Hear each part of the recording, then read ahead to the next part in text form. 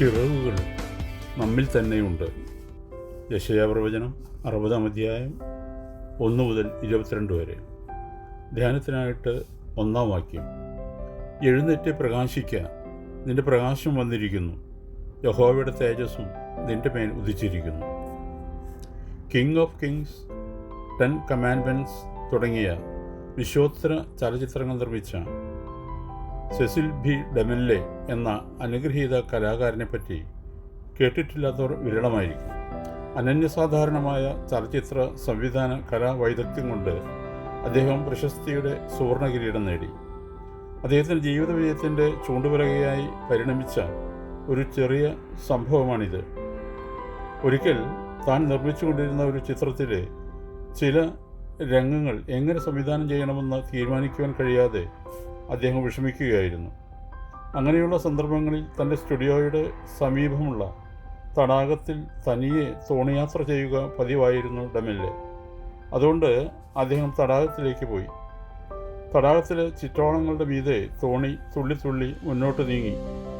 കുരുക്കഴിക്കാൻ കഴിയാത്ത ഏതോ പ്രശ്ന നിമിത്തം അദ്ദേഹത്തിൻ്റെ നെറ്റി തടത്തിൽ പൊടിച്ച വിയർപ്പ് കണങ്ങളെ തുടച്ചും കൊണ്ട് ഇളങ്കാറ്റ് ഒപ്പിയെടുത്തുകൊണ്ടിരുന്നു. അധികം ആഴമില്ലാത്തൊരു ഭാഗത്ത് ചെന്നപ്പോൾ വെള്ളത്തിൽ ഓടിയെടുക്കുന്ന ഒരു വക പാറ്റകളിൽ യാദൃശ്ചികമായി അദ്ദേഹത്തിൻ്റെ ശ്രദ്ധ പതിഞ്ഞു.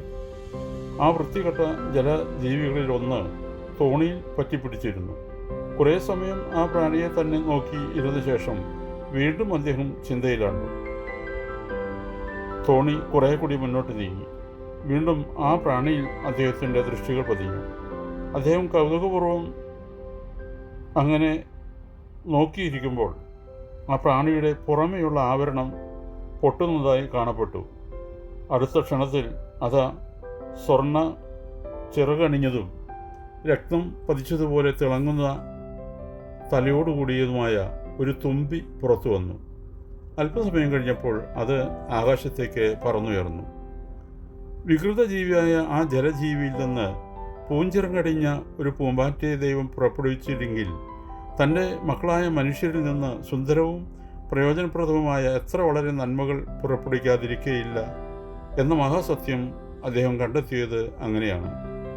പിന്നീട് ഡെമൻലോയുടെ സർഗപ്രതിഭയിൽ നിന്ന് മനുഷ്യരാശിയെ നന്മയിലേക്ക് നയിക്കുവാൻ പര്യാപ്തമായ എത്രയെത്ര ചിത്രശില്പങ്ങളാണ് പൂഞ്ചിറങ്ങണിഞ്ഞ് പുറത്തു വന്നത്.